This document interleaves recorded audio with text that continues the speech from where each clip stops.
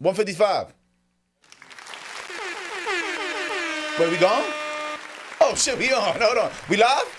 All right, it's lit. Oh, wow. All right, we live. Welcome, ladies and gentlemen. We are now tuned in. Free Gems Podcast, episode 155. Yes, Don't mind me. I look like a Puerto Rican pirate right now. We're not going to talk about it. You look like you about to go find the One Piece. Listen, let me explain something to you. All right, look. Episode 155, Free Gems Podcast. We're going to adjust the elephant in the room because obviously I look ridiculous. All right, look. So, boom, I just got my hairline transplant, right? You feel me? So, I just did the Tory Lanez and I just re-rocked the back of my shit to the front of my shit. You know what I'm saying? So, right now, we got to trust the process, and I'm not ready to let nobody see what the fuck going on in my head right now. You know it's that funny because... Shout out to Bravery Studios. We have a vending machine here, and I walk in and I see somebody with a bandana in the supplies. I'm like, who the fuck? Never in my life. No, I'm like, yo, who the hell is this? Who is this? Now the crazy shit is this isn't even the first time I did it. I remember in 2020 I did that shit. That. It was what almost 5 years ago on that. It was actually June of 2020. I remember. I had did it before and it was just the corners and shit. You feel me? I was 26 and I was like, yo, you know what? This is going bullshit, not it. Feel me? So I did it then, do the corners, but now the middle of my shit. Shout out to my pops for the bad jeans. I'm on your ass. I ain't gonna lie. And they go, but that's not the point. The point is, so you feel me? 5 years later, the middle started going, so I'm like, you know what? I'm gonna just do it again. Fuck it. Wait, it's on the mother's side. It's on the mother's side? On the mother's side. Well, my grandfather bald as a bitch. Shout out to my grandfather. Is your grandfather on your mother's side bald? Yeah, bald as a bitch. See? It's on the shiny. It's on the mother's side. I'm still gonna blame my pops though, because it's crazy though, because my pops died with a full hairline. Like, full head of hair. All right, so your pops. None of my dad or his siblings got hair. That's because it's not on his side. It's on the mother's side. So it's on your father's mother. So really, grandmother's it's side. Grandpa K. Okay, Grandpa on my dad's side, mom's side. Okay, your great. Yeah, exactly. Yeah, but he's already dead, so it's all right. I can't even get that. Not the point. The point is, listen, man. We here. Yeah, we here. Don't mind this. This will probably last me about 2-3 more episodes, and then we back on. Don't even listen. It's okay, baby. It's okay. We doing this. But anyway, in other news, man, we here. You know what I'm saying? We just tapped in live. Like, damn, it's probably the earliest I've ever been here. I got here like 30 minutes. I didn't even tell nobody. I was just over there handling shit. Nah, I could tell. I was like, wow, he was here earlier than me. Nah, yeah, word. I mean, I don't know, man. Damn, I didn't even get to post the live. But it's okay. It's all right. We here. Listen, we talk to the people. It's universal right now. On YouTube. Shout out, So talk to me, man, because I know we've been putting up this list. You already know it's been a good week. Oh, a good week of news. You know what I'm saying? My boy AB going down. There's a lot going on. Oh, so that's where we can start. I'm about to say there's a lot of places to start. It's a lot. Antonio Brown. Antonio Brown, after the video went viral of him after the Aiden Ross boxing promo. So apparently he's been charged with second degree attempted murder. Facts. And he's facing up to 15, apparently. The Damn. second degree. Well, the charge of second degree. Right. He's facing up to 15. And I want to know your thoughts about it. And for the people that don't know, so apparently what happened after an Aiden Ross boxing promo event, someone walked up on AB. And the guy who walked up on him was really like on some missionary Jesus Christianity type of movement. He's actually Muslim, but yeah, same idea. He was on super religious vibe. Okay, super religious. My bad, it wasn't Christianity. You feel me? It was Islam. Same idea. But I've seen some of his past videos where he does walk up on people a little aggressively. You know? Yeah. So that's definitely his thing. That's what. So he's not a little guy either. No, he's not a little guy. So Antonio Brown thinks he's about to get robbed. He's trying to rob him. It escalates. The video comes out, and allegedly they got AB running him down and backing out the hammer. And apparently it wasn't even his hammer. It was security guards. Jesus Christ! Listen. So what are your thoughts on the whole situation? And also apparently he's overseas right now having a ball. Hey, listen, if I'm AB, I'm getting the fuck out of here my damn self too. What? Broward County, you do not want to go to jail in South Florida as Antonio Brown, especially. Right. Like, that's a lot. There's gonna be a lot. People gonna want to test you. Of course, it's gonna be the dick riders. People's gonna want to help you out, but like I'm gone. But that's where he's from. Yeah, of course. That's my point. Yeah, it's gonna be friendly extortion. It's gonna be friendly. Yo, I ain't seen you in 12. I ain't seen you in 20 years. Word, yo, bro, I got this case. Yo, I ain't paying, but to pay my lawyer in 10 years. I've been fighting this case in 2010. We don't want to hear none of that shit. Antonio Brown's gonna be in there getting friendly extorted. He's not trying to go through that. I'm out to Dubai, and the great thing is, so him and that dude aren't they're not just like they know each other. They've partied together. They were not living, but they were in an Airbnb in Dubai for weeks. Oh, I didn't know that. I didn't know they had a connection. When we spoke about it, we briefly went over the whole thing, and they knew each other. So the whole situation was that dude's like he's a professional speaker. He does a bunch of other stuff on social media. Motivational, yeah. Influencer, all that, and all that's tied into his religion. He's a very religious dude. He had a chain when they were in Dubai, and they were all there for Kanye because Kanye had some type of show or something going on. And long story short, that chain went missing when that dude left because AB and them were throwing a party in the Airbnb. And that dude, being a devout Muslim, didn't want to indulge in any of the partying, the drugs, the sex, the girls, none of that. So he left, but he left his chain in his room. Long story short, he came back upstairs, couldn't find his chain. AB's gone. He calls AB. AB's like, "Don't worry, I got you. I'm gonna make sure I got your chain. I'm pretty sure probably one of my little brothers got it. One of his entourage got it." So that dude's now on some weight. AB and his people stole my chain. Now I'm on his ass. So he was already feeling some type of way. So that when he sees AB at the event, it was more so like, "Yo, let me holler at you real quick." See. So that's why AB was immediately on the defense, like, "Whoa, this nigga think I stole his chain? Of course I gotta react because you don't know what type of energy that dude's coming with." Yeah. And I mean, AB's a former NFL player, but AB's not the biggest dude. AB's what, 5'10", 185 pounds? He's not big. He like my size. That's what I'm saying, right? Fact. So it's like you got this dude's pretty big. So AB immediately backed up, and if I'm not mistaken, they swung on him. They ended up jumping the dude. The dude ended up still coming after AB, and AB pulled out the gun, lets off the gunshots and all that good shit. And what I do think is AB is rich enough where this isn't gonna turn into nothing where he's gonna do a strong time. I think he's gonna end up with probation. I'm gonna be real. It's possible. Like, rich nigga shit. He's gonna end up with probation. But they only wanted him to. I think the bond or bail was only like $10,000, and house arrest is what they're asking for already.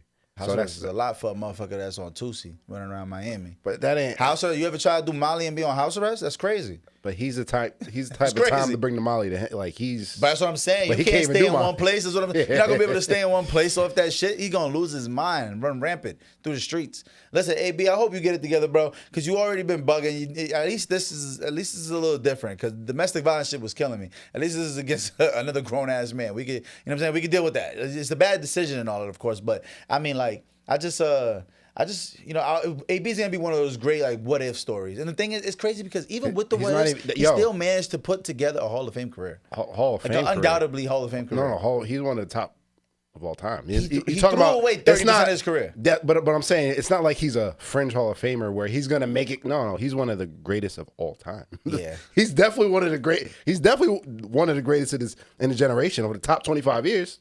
And from 2000, he's definitely top 5. Maybe. Top 5 since 2000? I'm about to say you doing the maybe at the end. I'm about to say, maybe. Top 5 since 2000? Yeah, I think so. Yeah, absolutely. So you put him over Megatron? No.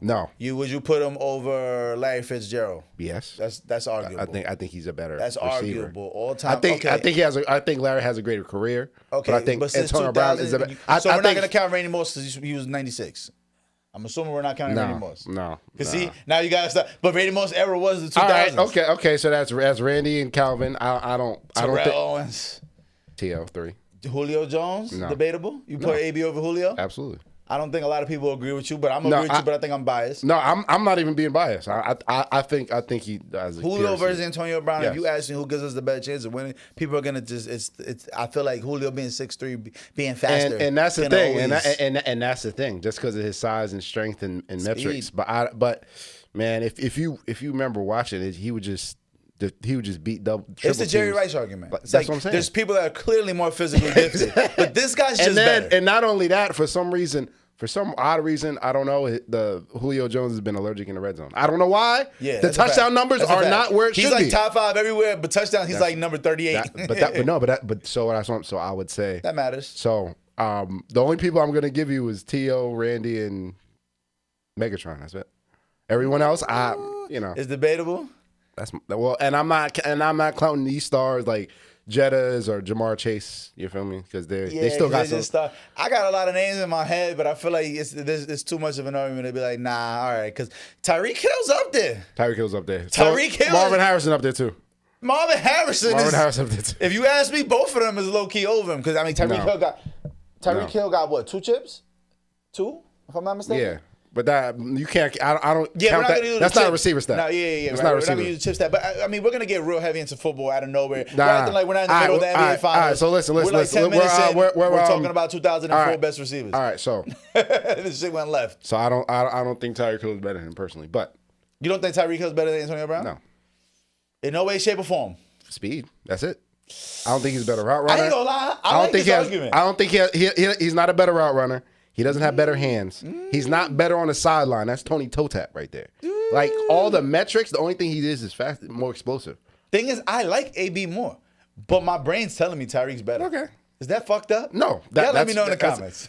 No. I'm conflicted right better now. at contested catches. I wasn't even thinking about Tyreek when I was thinking about best receivers yet. Okay, but anyway, moving I was on. still stuck in the early 2000s. But Moving on. We got a lot to talk about. Yeah, so, right. well, you did mention Kanye.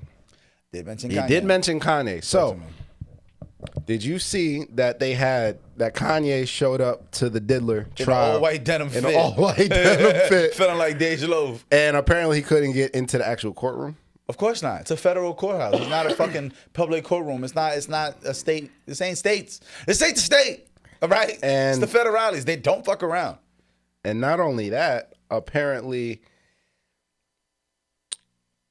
50 Cent's baby mother testified about another artist's also having a Freakoff type engagements, and a lot of people alluding to it was Ye. Oh, right. I did see this. A lot of people were alluding to that she was talking about Ye, and Ye was.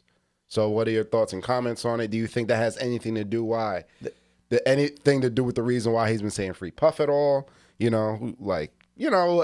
are your thoughts and comments on that and the possibilities? I mean, I did hear that they were saying that they were having another Freakoff and there was another celebrity couple there, and that apparently it was like Kanye was just watching his wife get fucked. And I think they were talking about Bianca. Yes. Woman. The most recent one. So, I mean, honestly, like, these motherfuckers just freaky, son. Like, when you get that rich, you just want some freaky shit. Like, I think Kanye for sure is panicking right now because he knows if they get Puff, they coming for me too. Like, and I think they've all been on that shit, bro. They all been famous and friends for like over 30 years at this point. Like, I don't know, man. It's just, there's no way it's coincidence that Kanye is coming out. What's up, my boy Young Berg, Hitmaker. He just got some flack at the red carpet for talking about free Puff. Puff's just a freak. And I'm like, yeah, Young Berg is in them rooms. I ain't gonna lie. Young Berg produced half of Bad Boys like records. So it's like everything from 2012 on, Young Berg got something to do with it at this point. So it's like, I don't know, man. I feel like they was doing some cult sex shit. Listen, let's go dissect the Mormons. Can we get another Netflix documentary on the Mormons or someone? Like, let's go to Utah. Let's go talk about them because they fucking their kids and shit. Diddy's just out there fucking each other's wives. These motherfuckers just weird, son. But let's talk about the Mormons, all right? Let's talk about the motherfuckers in the middle of Arizona and shit. Going over there, Scientologists. Y'all doing some weird, freaky shit over there. Nobody's talking about Tom Cruise. Why isn't Tom Cruise being brought to the forefront? We're going to keep talking about Diddy? Fuck Diddy. All right, if he did it, fuck him. But, like, what are we getting from all this? What are we getting from the whole, like, all right, was Kanye part of the Freakoff or not? Like, at this point, all we're realizing is everybody's fucking freaky and weird. Yes, I agree. And my comment on everything is, listen, at the end of the day, if there are consensually acting adults, then I don't really think there's a big issue with it. My issue is when you're talking about coercion, you're talking about drugs, you're talking about you using power to influence others. Maybe they're not even comfortable with it. That's the conversation that's a little different. If there are consensual acts of adults, then I don't really see an issue with it. It might be freaky frogs, it might be a little strange, it might not be your cup of tea, but if everybody's adults and everybody's 100% okay with things, it is what it is. That's my take on it. But when you're adding the extra, you're drugging people, or people are being held against their will, or people are uncomfortable in these situations and they feel like they have, that's when you start drawing the line of acceptable and unacceptable. But if everybody's consenting, I don't really have a problem with it personally. That's what I'm saying. That's my if thing. everybody's with it, then why we What are we doing? Because from what it's seeming like, it's looking like everything's been consensual. Because one of the star winners that we mentioned last episode, the dude by the name of the Punisher, the male escort dude, he was explaining like they used him as a star witness because he was also a male stripper, and so he's kind of like an expert on knowing if girls feel comfortable or not. And they were asking him, like, at any point, did Cassie seem uncomfortable? Did Cassie seem like she wasn't a willing participant? Does it seem like he was being forced? And he's like, to be honest, like, nah, it was always her that, like, first of all, it was always her that reached out to him to contact him. It was always her that paid him. It was always her that did all the prior speaking. Diddy was basically directing his own live pornos in real time in the penthouse of the Trump suites. But, like, he was saying like he works in the strip club, so he knows how to acknowledge, like how to notice when a woman doesn't feel too comfortable. All right, don't dance with her. Go over to her friend. And he was like, he never got the energy that Cassie was not with it. Like it was always like super ready to go, which goes with the messages that they're using in court that are showing her talking about, yeah, I'm always ready for the freak off. Like I can't wait. F.O. Talking about it's the freak off this, freak off that. So I don't know, man. I don't know. But they're saying it's a lot of way. They talking about Rick Ross might have been there. They talking about it was a Rick Ross birthday party. It happened in late January. His birthday is late January. I'm like, yo, what's happening, son? All these freaky frogs is just happening in the background, and now it's coming to the forefront, and we're acting like it's the craziest thing in the world. And these Ricos and shit might be a little bit overkill. I'm not gonna lie. Well, I feel like. All right, I think when we're talking about Diddy and every other celebrity that allegedly or not allegedly might be involved, I think there's a difference because you got to look at the history of the allegations on Diddy and a lot of other things that make up that RICO, you know? It ain't just about the Freakoffs with Diddy. Yeah. You know? So you got all that other allegations and stuff they also. They asked the male escort dude, too, did you feel like you were being sexually... what was the word? Coerced? No. What was the word? When you're being transported, did you feel like you were being trafficked? Trafficked, right? And he was like, "Nah, not at all. Like I was reached out to. I drove to there. Like it was a very consensual thing." But that's where the law gets tricky though, because escorting is not legal. So when you're buying escorts from across state lines, right, technically by law, right. You know what I mean? So I'm not even saying that's. You know, they're all consenting, but at the end of the day, it's not legal to be an escort. And when you're doing it crossing state lines, by technical definition, whether they were consensual or not, that is trafficking. So, by the lay of the law, by the land of the law, you know. Yeah. I guess we'll see what happens because we still got a few more weeks of this trial. I'm gonna be honest, bro. I'm telling you, I've been saying it before. I think they're just gonna walk away, bro.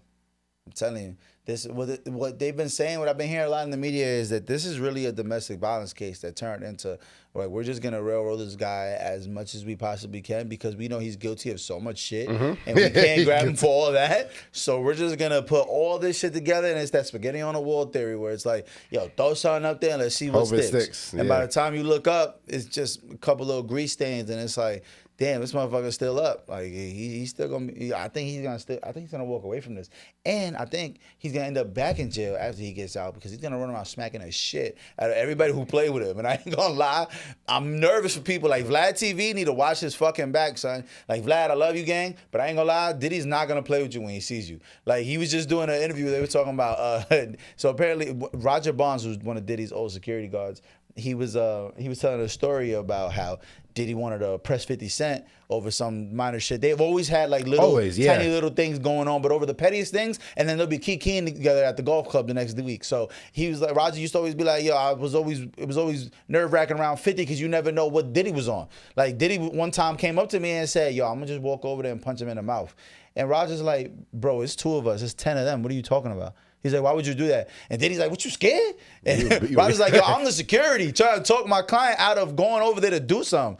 And he's like, yo, so like Diddy really was unhinged. And I don't think he'll be able to tame that gangster side of him. Listen. If he beats this, comes home on top of the world, and he runs into Vlad, please have your security, bro. Because Diddy's not playing with you. I've been saying that. He's capable of anything. Unhinged.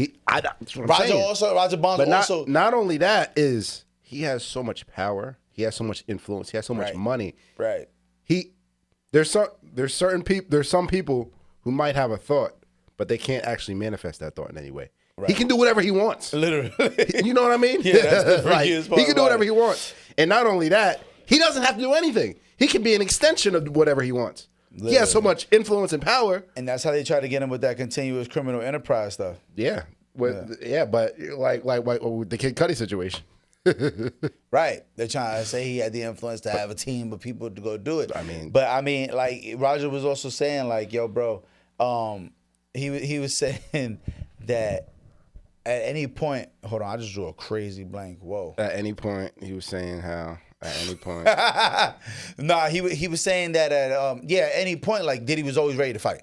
Like that's never an issue of him running up on you. Like he will run up on you. He was known for smacking. Oh, that's what I was getting at. He was saying too, like that whole rumor of he smacked Drake, that literally happened just like that. Yeah. Like he smacked the fire out of Drake because Drake used the starter from the bottom beat, and it was originally for Diddy. Diddy turned it down. Drake took it and then made it a hot song, and then Diddy felt some type of way. So yeah, so it was some type of way for no reason. Bro, that wasn't even a song. You smacked him for that. And then there was another case where Roger was talking about Roger Bonds, the former security, about Diddy's personal security. He said, bro, I used to, one time we went to a show and it was a Kid Cudi show. And they were gonna, at the time, I don't even think it was beef yet. It was a Kid Cudi show, and Diddy just showed up, and Kanye's on stage performing, and Kanye's on stage performing a song he just wrote for Diddy. Like, he's like, yo, you just gave me this hook. Why the fuck are you on stage? So Diddy is literally about to fight security to get on stage so he could punch on Kanye. And Roger them had to calm him down backstage. Like, yo, calm the fuck down. But he was just seconds from getting onto the stage to fight Kanye in the middle of the concert on stage. Like, he's that burnt out at certain points. Like, it could get like that. He's so Vlad, be careful. That's all I'm saying. Well, I guess we'll see. And like I said, all these stories and rumors over the 30, 40 plus years of 40, goddamn, you're not that old. 40 years is 1985, son. That's Michael Jordan's rookie year. 30 years, which was 95. You feel? I'm like 30 years. Yeah, for sure. 30. A lot of all these allegations come out. I mean, the temperament that he's been showing and being unhinged and. I wonder how many fades you think. How many fades you think Puffy caught in the jail already? I feel like Puffy probably caught a couple fades. I feel like he done put a couple niggas in a headlock for sure. By now, there's no way Puffy ain't catch a couple fades. I mean, well, I feel like initially, but I feel like now he probably owns his wing. Yeah, for sure he runs this shit. For sure he's running this shit. But Absolutely. I don't know, man. Absolutely. He can't not. He has too much power.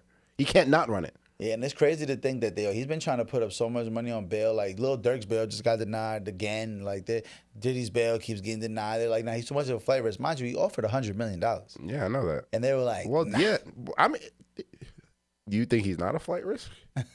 Where's he going? He's too famous. Anywhere he wants. He's too famous. Where there's no extradition. He's literally going to have to get light skin like Sammy Sosa no, he doesn't. And get a wig or something. Go somewhere there's no extradition. You don't have to do that. Nah. You right. You know what, though? It's not a murder or like espionage. They won't extradite you. You're right. For certain crimes, he got petty shit on his, technically petty compared to like what gets extradited. Yeah, you just named Dirk, like compared to what Dirk got. You know what I mean? Right. Yeah. But he go somewhere there's no extradition. Fly to somewhere that does have extradition and take another flight from there. That's all you got to do. It sounds like you got an escape plan. I'm just saying. Sounds like you got an escape plan. I'm just saying. So, in other news, we did mention Drake. Okay. Say Drake. I hear you like so. Kendrick has just did sold out shows in Toronto. Facts. And apparently, he's the first rapper to sell out the Roberto Clemente Stadium in more than one show. Where the fuck is Roberto Clemente Stadium? What? Oh, that's in Toronto. That's in Toronto. Kendrick's the first rapper to do it. They gave Roberto Clemente a stadium in Toronto? I mean, more power to him, but what the fuck? Toronto? I don't know if he's from Toronto. I know he played in... No, he's Puerto Rican. Oh, why? Well, I know he played in Pittsburgh, but it's called regardless. Right. Regardless. But, so yeah, Kendrick sold out shows. They had he got a standing ovation after Not Like Us for 3 minutes. They made him run it back. They were showing after people were going to the New Ho King that was mentioned in Euphoria, the Chinese food spot that Drake got robbed at. So it was. So I don't know if you. There's always more to it. Like, so people went specifically to the Chinese food store. Oh, absolutely. It was a line outside. Just to say it was there after the show. This really shows you, bro. People love dick riding. Son. People will really dick ride anything, bro. Like, damn. So I want to know. I want to know what your thoughts are. Your whole react. I don't know if you've seen any reactions or anything. So what's your thoughts about everything? And this shit is corny at this point. Like, this shit is a joke. Like, bro, come on. Like, honestly, I don't really mean this, but I miss the real street beef. Like, let's get back to shooting at each other. Like, let's leave the rap shit. What are we doing? You going to New Whole King to take a picture like, oh, Drake got robbed for his watch here. We talked about it in Euphoria. Like, no. Nobody gives a fuck. That's not doing nothing to Drake. Drake still, you're going to dick ride the fuck out of Drake when he comes back to the city. So it's like, it's crazy how people have no loyalty. Like, for Toronto be showing out for Kendrick, like, that nigga's is great. I'm sure there's a good percentage of people who don't like Drake, but you know, if you seen Drake in the street right now, you would lose your fucking mind. You would lose your fucking marbles if Drake woke up and watched it and shook your hand. I'm talking to the people in Canada that are acting like Drake, like they're all for Kendrick. Like, no. People just dick ride whatever's going on right now. If it was a Drake concert, they would have been out there just as angry and disrespectful towards Kendrick. That shit is all a facade, man. Let's get back to this West Coast, East Coast. Let's get back to the rah-rah. Let's get back to hit them up. Let's shoot somebody's bitch. No, I'm with that. It don't got like rap beef and it don't have to be street. You feel me? Yeah, but then it gets so corny. New Whole King? Listen. Y'all niggas want the New Whole King? Yes, I agree. But it gets corny once it starts when it goes outside of our communities and into other different communities and they get involved. That's where, the hype beasts come in and everything. Hey, listen, all I know is, look, when they started beefing with The Weeknd, my boy Abel had Drake's security shot at the crib. I'm just saying. I'm just saying. It could get gangsters. Don't fuck around. But I like it when it doesn't get gangster. I'm just trolling. I know you are. I know you are. I'm just trolling. But at the end of the day, like, come on, bro. So, and I just caught on, too, because I saw a picture of DJ Mustard posting shrimp fried rice. And I seen him make it to the academics page. And I was like, why are they posting him getting shrimp fried rice? And now it's all making sense. He probably got it at New Whole King. So, speaking of my takeaway is, I think at the end of the day, people lose, right? People lose, whether it's rap beefs or sports or competition. There are winners and there are losers. It is what it is. Sometimes you lose, sometimes you win. But I think that Drake's antics and the Aubrey's Angels antics. I'm not talking about Drake fans. I'm talking about the ones that have the owl in their profile. Yeah. The ones that have the Drake meme in their profile as their profile picture. They've made this way worse than it had to be. Just the way they've been moving and reacting after. And the whole time the goalpost has been changed. And every time it's changed, it doesn't make it look better for Drake. So somebody like OVO Mall was talking about, oh, well, Kendrick will never sell out a show in Toronto. Never saw the show. So not only did he sell a show, he sold out multiple shows. The first rapper to do so. Then it became, wow, look at all the security he's rolling with. Like, what do you expect? Like, oh wow, they're locking the hotel. You can't even get inside the hotels. Like, oh wow. And then you got OVO Act posting stuff like that. OVO Act, man. No, and then it became, well, those people aren't from Toronto anyway. And then OVO Act on his page had people who were outside of the actual arena after or during the actual concert was like, where in Toronto is this people from? Where in Toronto is that person from? So you're saying they're not from Toronto. That makes it even worse. So you're saying outsiders came in and flooded Toronto in order to disrespect y'all Toronto King. That makes it even worse if you ask me. Yeah. Like the way they keep moving the goalpost. And not only that, they literally had Drake fans they were literally outside protesting. You ain't see that they literally out, like it was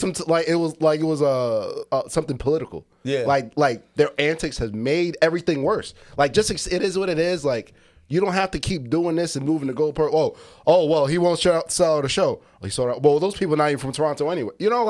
Like just let it. Just sometimes you just gotta let it be. Y'all definitely just moving the goalpost. Y'all are making it worse. And then Drake is going to post. He posted on his timeline today. He DM'd one of the politicians from Toronto, calling him a goof because he was at the show. But like, why are you posting that, bro? You know what I mean? Like, why, like just let it go. Like, all this stuff is not making it any better. Is what I'm saying. Son, they just keep going, and it doesn't matter. And the goalposts will always be moved. And it's okay. It's an L. Okay, it is what it is. That's what happens. Let it go. Move forward. But no, the Drake himself and the Aubrey's Angels make it look 30 times worse than it has to be. Doesn't have to be as worse as it is, you know? That's all I'm saying. That's a fact. At the end of the day, man, this shit is slowly recalibrating. We're all going back to the reality of like, all right, Kendrick is Kendrick, Drake is Drake. Drake's obviously gonna be bigger. He's more pop. It is what it is. Like we're understanding Kendrick is for the pro rapidy rap, and Drake is for the I don't give a fuck about rapidy rap. We just gonna go with this pop shit because it sounds good, and that's fine. That's okay. Yes, that's fine. And that's fine. So we're past that because honestly, it's crazy to see through all this, like Drake's still the #1 streaming, like on every platform. Like, it's not even close. No, absolutely. Like, so it's like, bro, like, is it really a L? Like, is it really a L? Nah. I mean, yes, of course it was. It was a crazy L. It was definitely. It was a 12-month ass. I'm about to say no. It's a fact. It was. Can you name a bigger L? No. That's what I'm saying. So I don't even. I ain't absolutely like it's okay though. All I'm saying is that's okay. That's okay. Yeah. But it's when you start moving from narrative to narrative where it's like, oh, come on, bro, stop. You said what you were saying something different 3 months ago.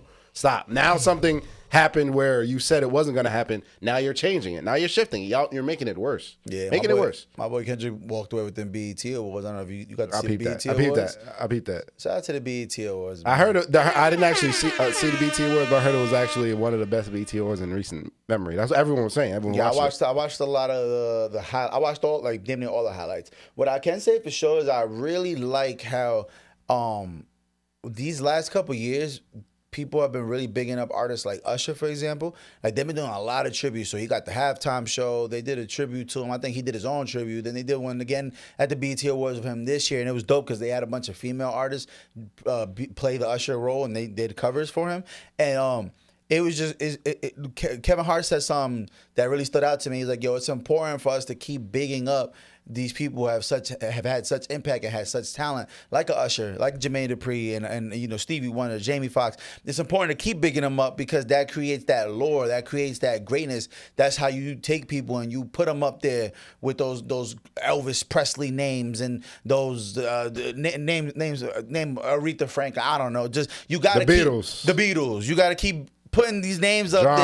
John Legend, right? Like John Lennon, yeah, right. John Legend. I meant John Lennon. Yeah. But you get what I'm saying? Yes. It's important to keep putting those names up so that it feels like they're larger than life and they're still honored 30, 40 years from now. Because I thought about, I'm like, Usher's barely in his 40s. So it's like for him to be getting these flowers for the last 2-3 years, I'm like, that's dope because he's going to be able to monetize off that and be able to go tour still, and people are still going to be buying 15,000 people still show up to Usher concert when he's in his 40s and 50s because we're still bigging him up the way we did Mike or the way we did Prince or the way we did, like, I think that's dope. But Kevin Hart pointed it out, and I was like, yo, I'm here for let's just keep on throwing flowers on these motherfuckers. Let's keep doing it. I agree. I think that it is important to give the legends flowers, our legends, and not even just music, in acting, in athletics, in business, or whatever avenue. I think it's important that our legends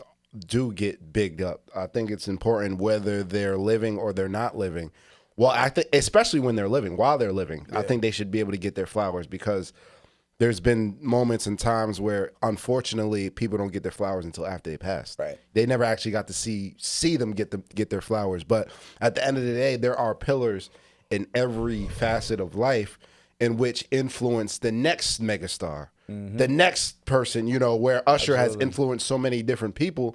And I think that it's dope that, and I think that it's necessary in every avenue in order to keep that avenue as big or make it even bigger, that the people who came before, the people that are actually doing it, are put in the forefront and giving their flowers. And I think I love it. I think it's well deserved. And you know, Usher is barely 40, like you said, but he is absolutely a living legend in his own right, and nobody can take that away from him. And yeah, that's what I'm getting at. Is like I feel like in the last 10, 20 years, we've been developing those super talents, and they've been becoming the Kanyes of the world, the Jay-Z's of the world, the Pharrell, Justin Timberlake. Like, it's been happening, but I feel like so much negativity in this age of information, like you always say, so much negativity comes out about these people that by the time they're at the end of their career, or like at the end of their peak, we just want to tear him down. It's not like once Mike kind of cooled off, we were just gonna well, damn, Mike probably was the beginning point of like by the time he started to cool off, we were just like, oh, he's fucking kids, he's doing this, he's doing that. Prince, oh, he's on drugs, he's doing this, and think he's gay. We don't know he's been gay. It's been like they're just gonna keep.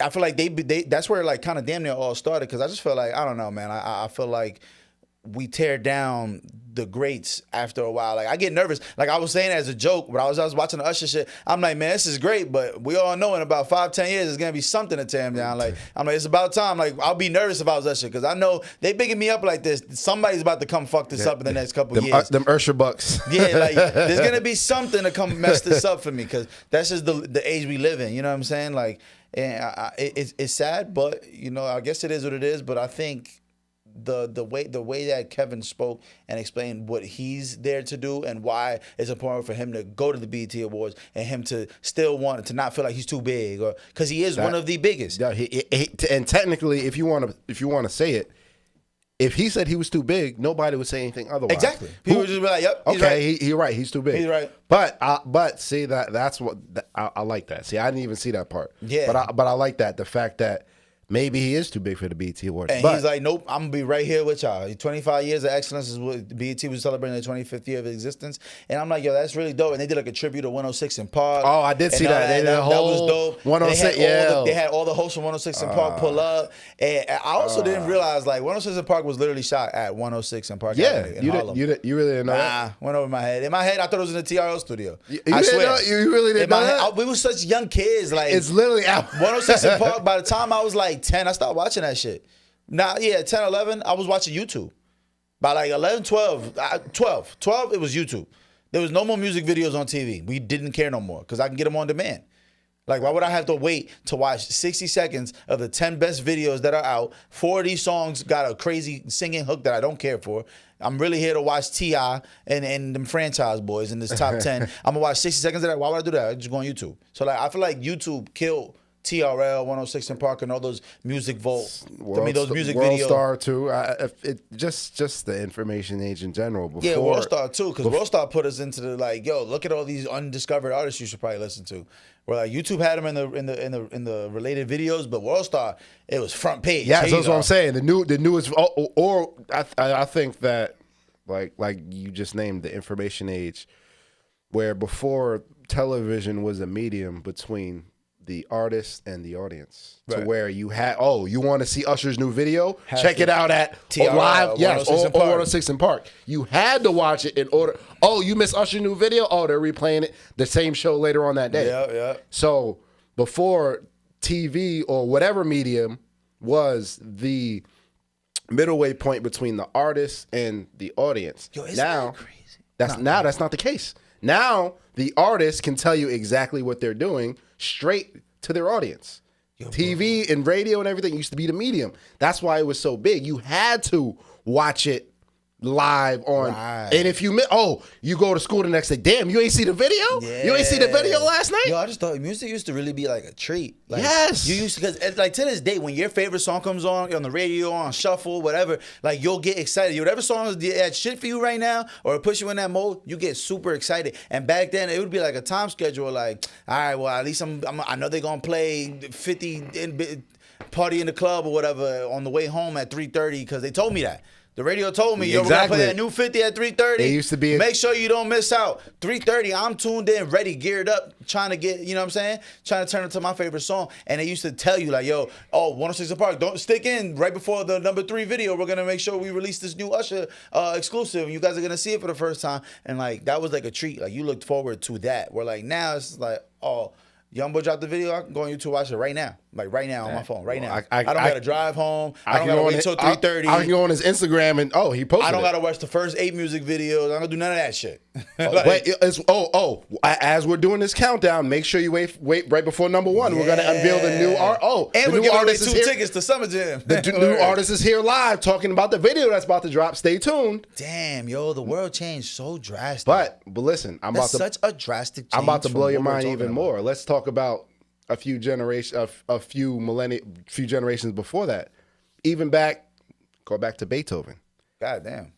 let's talk about how music has changed. Before, in that era, there's only 3 ways you can actually listen to music. Talk to me. You actually had to play it. Mm-hmm. You actually had to have the instrument in your house.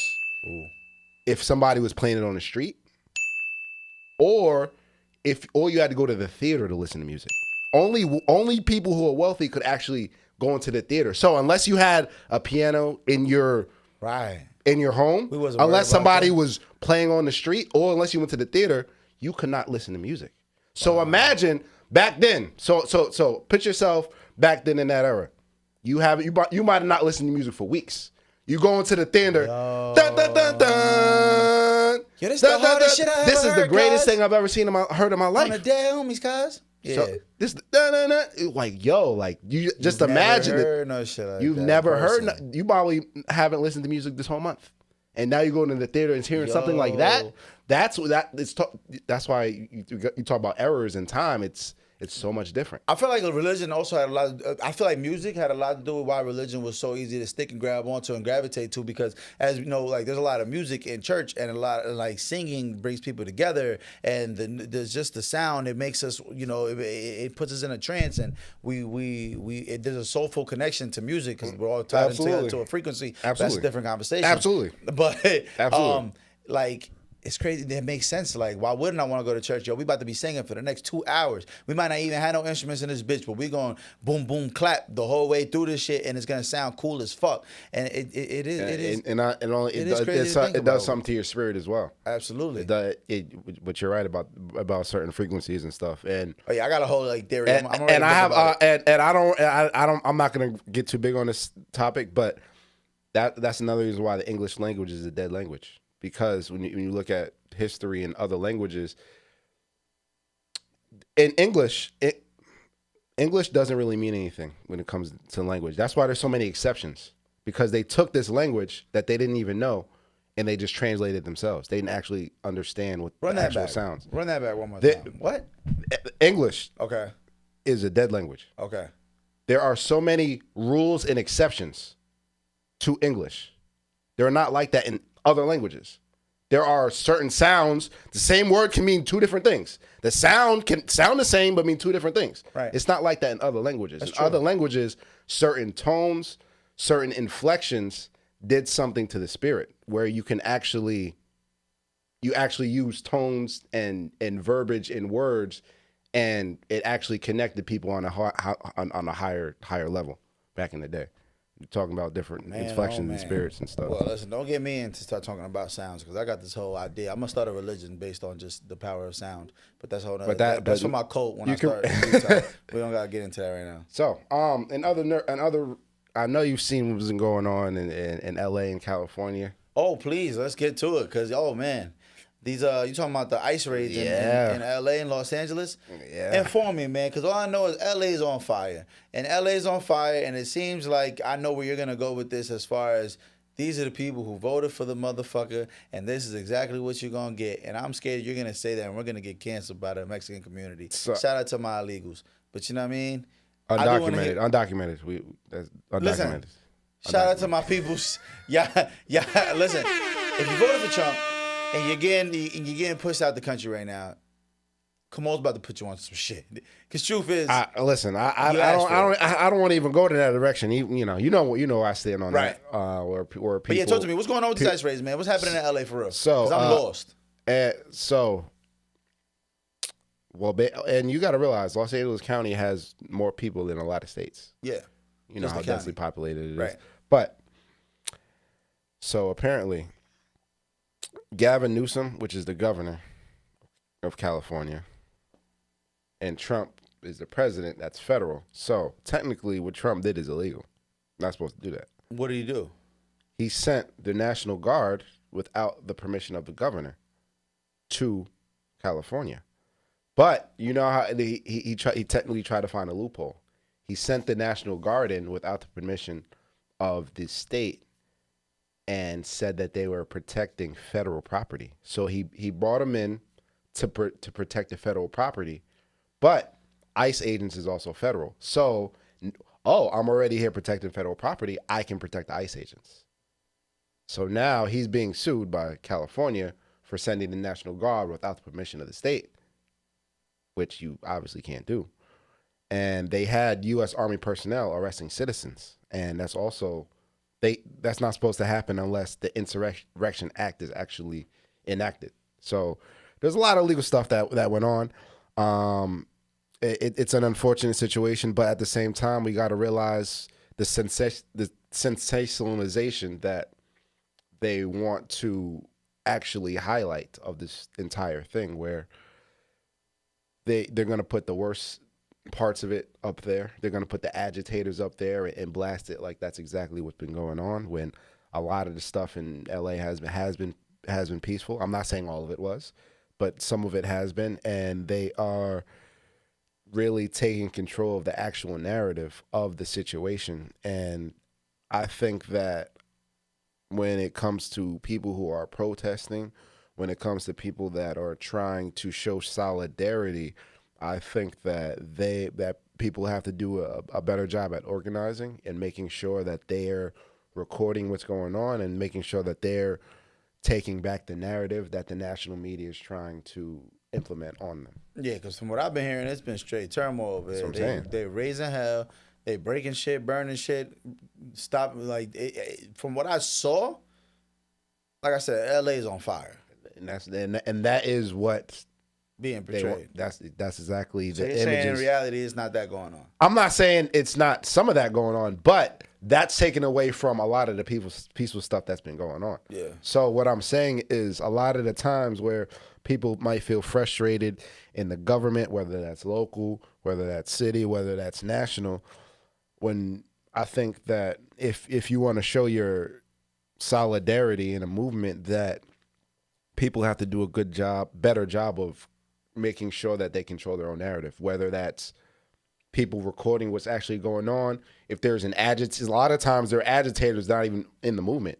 They just use this opportunity to loot stuff or do whatever they want, So I think that, and then when the cameras capture that sensationalizes and captures the entire movement.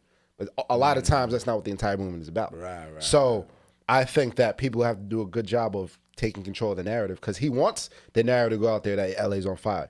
That's going to make what he wants to do even better if he has that narrative. Yeah. If he blasts that out everywhere, like, look how uncontrolled, how unhinged these people are. Right. We need to do more stuff in order to neutralize that threat. You know what I mean? Makes sense, yeah. So I think that people have to do a better job at controlling their narrative, however that may manifest. But I don't think necessarily it's exactly what they've been saying going on is going on. Not saying there hasn't been looting, not saying there hasn't been cars on fire, but it's a sensationalization that's feeding right into Trump's hands. Yeah, no, for sure. I mean, it said they were saying that ICE raids were going on in the most craziest places. Like, I'm talking about, I heard it was happening in funerals.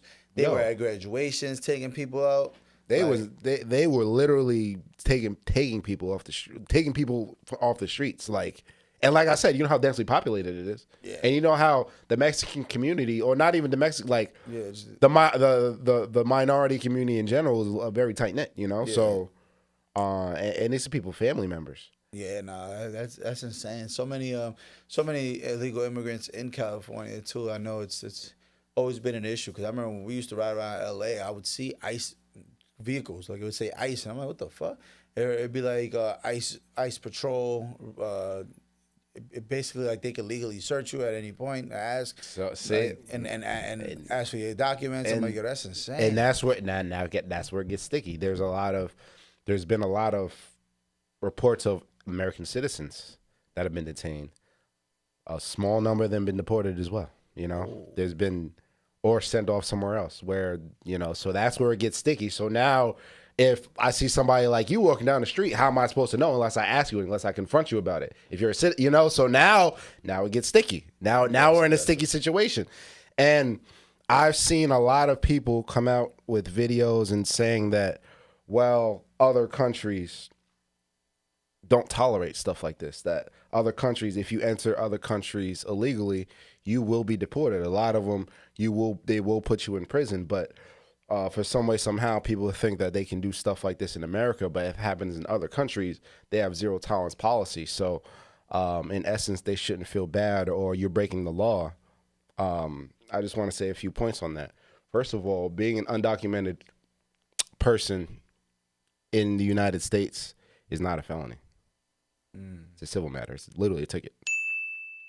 It's literally not as big of a deal. They're trying to equate them with murderers, but that's the narrative they're painting, that all these people that came in here illegally are criminals from the other countries that came here to cause more crime. I'm glad you said that. Right. Donald Trump, remember during his first term when he was running, he said the Mexicans they're not bringing their very best people. They're bringing rapists. They're bringing murderers into this country. That is a racist trope, a racist narrative in order to feed his base and fearmonger his base as much as he can. Sensationalization. That's exactly what he's doing. Statistically, undocumented immigrants, they commit less heinous crimes than the average American. Statistically. Yeah, I mean, hell yeah. First of all, if I'm in here illegally, I'm not trying to catch a jaywalking ticket. Now, why the fuck would I go out there and wild out? But you see the narrative that they're trying to paint. Yeah. That's the issue. That's why it's racist, because you're making a bold claim when the facts and the data do not back it up. Yeah, and I'm not gonna lie. I remember when I used to work in Queens. Shout out to Astoria, shout out to Northern Boulevard and all that. I remember I used to be out there in Jackson Heights, and almost everybody out there was illegal. When I tell you, man, those are the most like peaceful.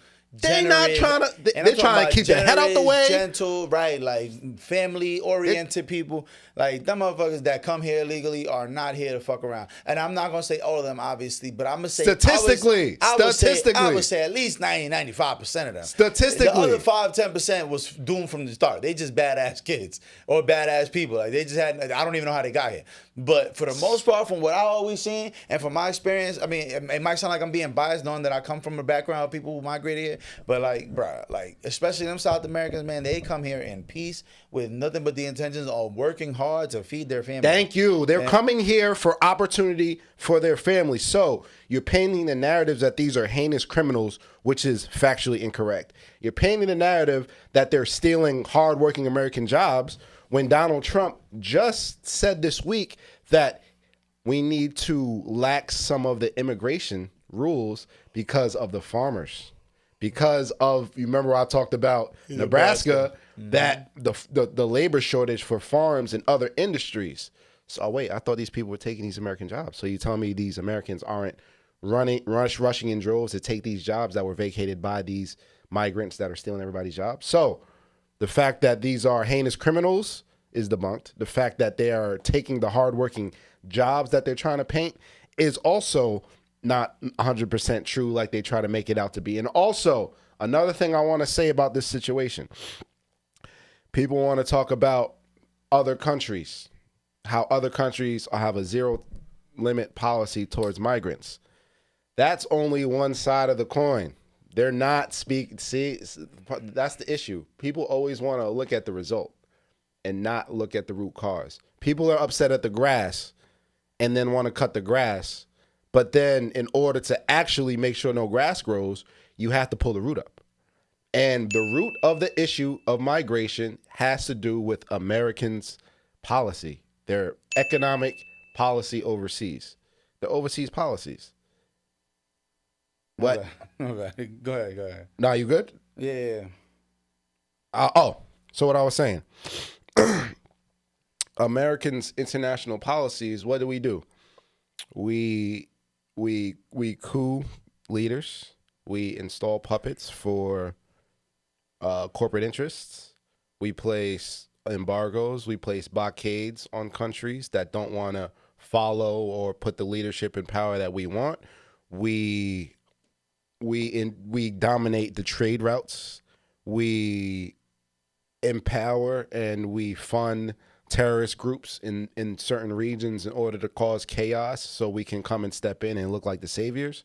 So if you are upset at these migrants being here for the sake of them being here and don't have any energy for these politicians that set up the system and create and manufacture the migrant crisis and doing all these other stuff in these other countries that creates those migrants having to come to the U.S., then you do not want to have a serious conversation about immigration.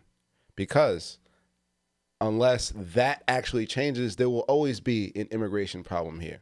There will always be an immigration problem. So I think that some of that energy has to be transferred over to these politicians that are making these economic overseas policies that then therefore manufactures the migrant crisis that's going on here. So I think people don't even want to have an actual conversation about immigrants in general, because unless that changes what we do to other countries overseas, we will always have a migrant crisis. There will always be a migrant crisis in this country because of what we do to other countries around the world. Always be a migrant crisis. So I also think that another sensationalization that Trump likes to do is talk about our southern border and building the wall, when in fact most people that come here and are undocumented overstay their visas. The majority of people do not jump the border. They just overstay their visas. So how are we going to fix this? Are we not going to sign visas anymore? People can't come vacation in America anymore. People can't come on work visas. People can't come on student visas anymore. Like, what are we going to do here? The only real solution that I see is digging up the root, which is our international policy on how we treat other countries. So I think people are not looking at the totality of it. And a lot of the reasons why people don't want to look at the totality of it because they're bigots. But that's another story for another day. They want to be mad at what they want to be mad at. They want to look at the result and not even consider the cause. They don't even care about the cause. So that's my thing. I be wishing this shit was a lot easier, man. I wish everybody could just move on from country to country and it wouldn't be like, I'm sure there's a solution. I don't see why it's got to be got to be straight. Nah, you got to get the fuck out of here. We can't do nothing with you. We can't help you. We can't do nothing. But, my thing is, like I said, all of the places that people complain about the migrant crisis, the people where the countries where people are coming from, we've had a say of either strongholding their government or installing a puppet. When we can talk about Nicaragua, we can talk about Venezuela, we can talk about Cuba, we can talk about Haiti, we can talk about DR, we can talk about Chile, we can talk about Uruguay, we can talk about all these this is just countries in Central and South America. There's so many others, but a lot of the work that we've been doing overseas, nobody else has army bases around the world like we do. We manufacture a lot of stuff that's going on, and this is the result we're seeing. A lot of people in droves. Same thing happening in France. France is the same thing happening in Europe. A lot of people are migrating to these places with all the resources, while the countries that they're fleeing from are having their resources and all the opportunities taken away. Right. So that's the result of that's what's going to happen. So yes, you can be upset at the migrants. You can be upset. That's fine. But unless you have any energy toward the politicians, you do not want to have a real conversation about the migrant crisis. You don't want to have a real conversation. Right. Nah, but hey man. One thing we're going to do in America is we're going to definitely try to stop everybody from doing the shit they do to us, and we're going to do that shit that we don't want done to us, do to them. That's one thing we're going to do. I'm just saying, unless you want to have, if you want to have a really serious conversation, we can have that. But a lot of people don't want to have a serious conversation. They just want to be upset at the results. All right, man.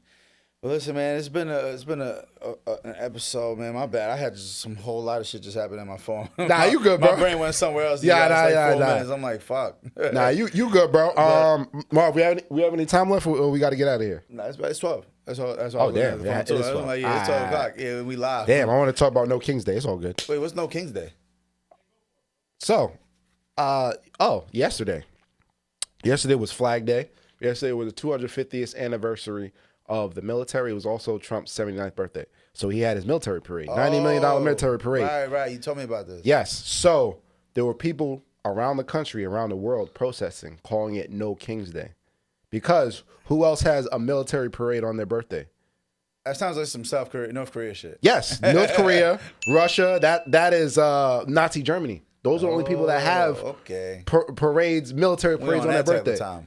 No other president in the history of this country. Fuck. So there was actually, it was majority peaceful, but everybody was out in droves protesting the No King's Day. They called it the No King's Day. And actually, it's funny. One of the Walmart owners of Walmart one of the Waltons came out with something where she said no King's Day or something, and now the Trumpies are talking about boycott Walmart and everything. Oh my God, listen. But so I just wanted to speak about no King's Day was yesterday. It was people all over the world, Frankfurt, Germany, and London. Everybody, a lot of people all over the world was protesting Trump. And listen, I'm okay. Listen, I think protests are good. But I don't think protests are necessarily used in the correct manner. What protests is supposed to do? It's supposed to do two things. A, bring awareness to whatever is going on. That's what a protest is supposed to do.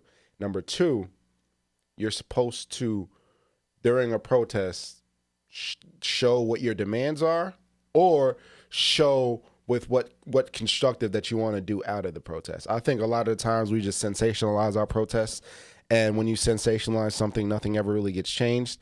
When you're doing stuff because of emotion, when that emotion leaves, you're not still doing that thing anymore. You're not still fighting for that cause. So I think we use our emotions sometimes, and we need to get deep rooted in exactly what we want to do. I think we need to have more of a direction of where we want to go. The protests are good. Yes, protests are good, but it brings awareness. It brings eyes on exactly what's going on. You need to either have demands or something constructive of where we're going from here. Protest is only the first step. And if it's not the first step, guess what? It'll get lost in translation like anything else. And there'll be another protest. It'll be here today, gone tomorrow. But there's actually needs to be steps in order to go from protest to the next step. Because protests are a good thing if they're used properly and correctly. So, there we go. Well, listen, Trump, you're going to keep running this shit like Nazi Germany. We're going to see exactly where that's going to lead us to, man. But listen, it's been another episode of Free Gems Podcast. Yeah, it's been another episode of Free Gems. I appreciate y'all for tuning in. Tell a friend to tell a friend. Make sure you Thank you, comment, guys. like, subscribe. Tell us something you love. Tell us something you hate. And we're going to see y'all next weekend. Yes, we're going to see y'all next weekend. And happy Father's Day. Oh. Happy Father's Day to the, happy Father's Day to all the fathers out here. All the fathers, all the mother, all the fathers, all the uncles and grandfathers and all that. And in true Father's Day fashion, we forgot about that shit. We out of here.